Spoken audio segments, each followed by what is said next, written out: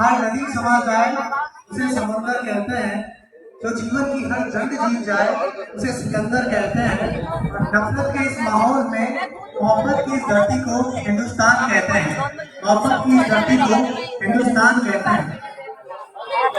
मंच पर विराजमान तमाम मेरे गांव के बड़े बुजुर्ग शिक्षकगण और मेरे साथी और मुझसे बड़े मेरे बड़े भाई और आप सब लोग नन्हे छोटे मेरे भाई बहन जो आने वाले हिंदुस्तान का भविष्य लिखने वाले हैं, मैं आप तमाम लोगों को इस 78वें स्वतंत्रता दिवस की ढेर सारी शुभकामनाएं देता हूँ, आजादी की मुबारकबाद देता हूँ।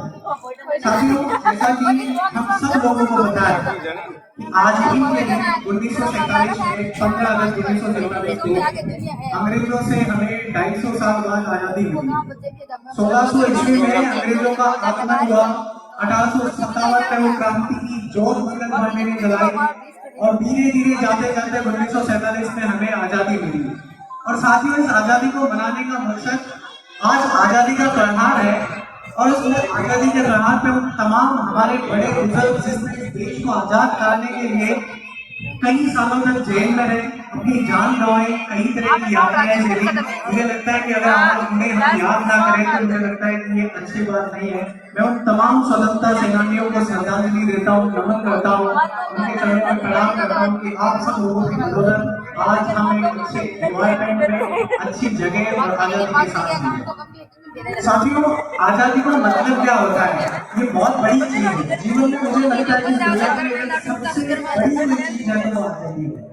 और आजादी का मतलब अगर आप सब लोगों को समझना है तो उसके लिए आपको एक जेल के अंदर जो कैदी बंद है उससे जाके मिलना चाहिए। उसे रोटी मिलती है, कपड़ा मिलता है, सब कुछ मिलता है, लेकिन उसे एक चीज नहीं मिल पाती है, वो आजादी।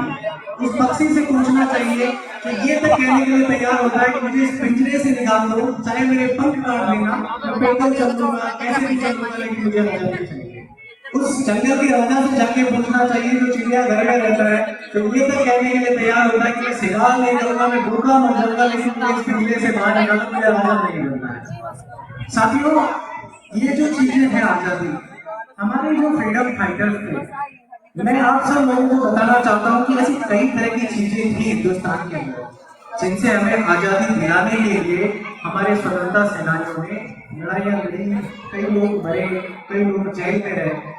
उस टाइम जो अंग्रेजों ने हमारे ऊपर यातनाएं की, कई तरह के टैक्सेस थे, आप ऐसी चीजें जो हम सुनेंगे इतिहास में पढ़ते हैं तो हमें रोना आ सकता है। इस लेवल की परिस्थितियां हमारे देश के अंदर थी, लेकिन हमारे बड़े बुजुर्गों ने जो लड़ाई लड़ी और उन्हें आजाद कराया, मुझे लगता है कि आज उनकी देन है कि हम सब लोग इस खुले आवाज खुली हवा में सांस ले पा रहे हैं, अच्छे से जिंदगी जी पा रहे हैं। साथियों, आजादी, लेकिन मैं आज भी मानता हूँ कि कई चीजें ऐसी है जिनसे हमें आजादी चाहिए और मैं उसके लिए बड़ी मजबूती के साथ लड़ाई लड़ रहा हूँ, आने वाले टाइम में लड़ूंगा।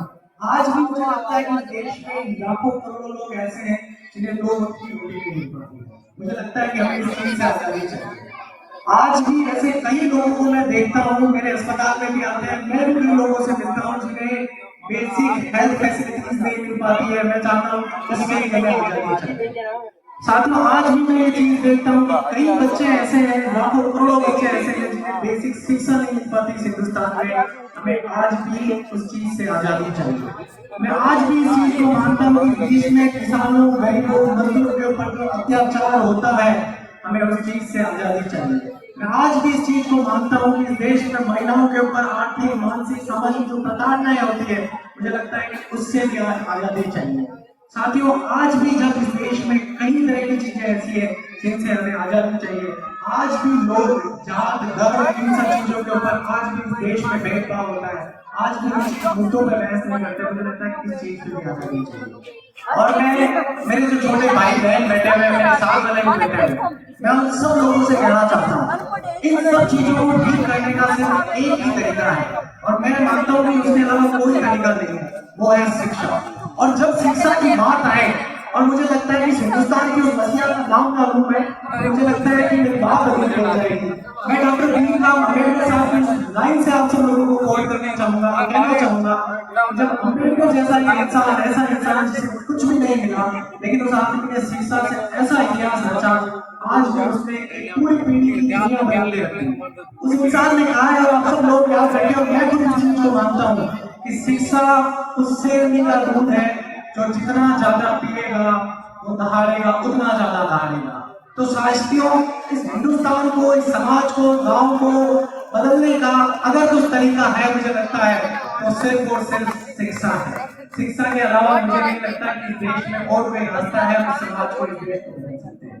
और शिक्षित होने का मतलब ये नहीं है कि मैं कई बार कहता हूँ, ये नहीं है कि मैं एप्पल बना दिया, कबूतर बना दिया, ये नहीं है शिक्षा का मतलब। शिक्षा का मतलब ये है कि बच्चों को बताना कि आप इस हिंदुस्तान के भविष्य को किस दिशा में ले जा सकते हैं, आपके अंदर क्या क्या ऊर्जा है, ये इनको बताना।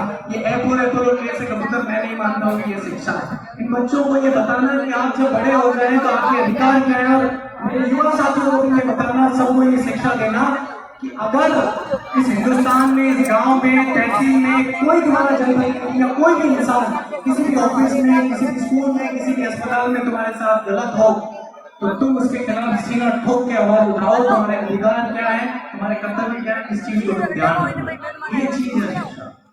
साथियों, बात को मैं ब्रीफ में रखूंगा। मैं इस चीज को मानता हूँ कि हिंदुस्तान में आज भी हमें मुसाफिर बदलने की जरूरत नहीं है, हमें रास्ते बदलने की जरूरत है। आज भी हमें सैनिक बदलने की जरूरत नहीं है, हमें हथियार बदलने की जरूरत है।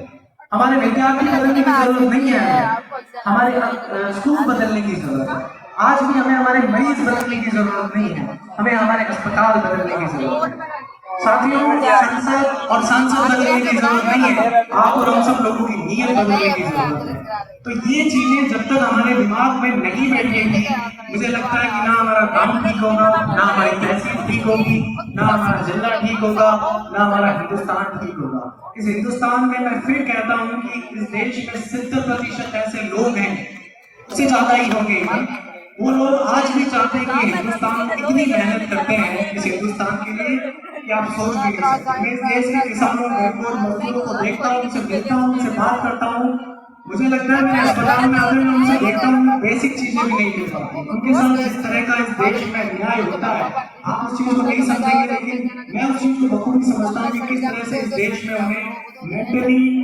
डिसफिगरमेंट करके या इधर उधर भटका के कैसे उनके साथ अन्याय किया जाता है।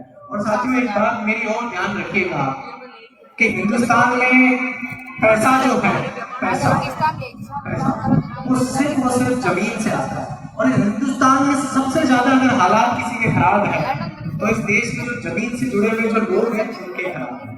तो ये तभी सही हो सकती है सारी चीजें जब हम जाति, इन चीजों को छोड़ के अपने बच्चों को सही शिक्षा दें, हम सब लोग अपनी नीयत ठीक करें, हम सब लोग मुद्दों पे बहस करें, मुद्दों पे आए, हमारे स्कूल कैसे ठीक हो, अस्पताल कैसे ठीक हो, हमारे रोड कैसे ठीक हो, हम चीजों को बेहतर कैसे कर सकते हैं, हम सब लोग मिलकर बैठे, हमारे बच्चों का भविष्य क्या होगा, इन सब चीजों पर जब हम मिलकर बैठकर बात करेंगे तभी ये हिंदुस्तान आगे बढ़ेगा। साथियों, इसके अलावा और कोई रास्ता नहीं।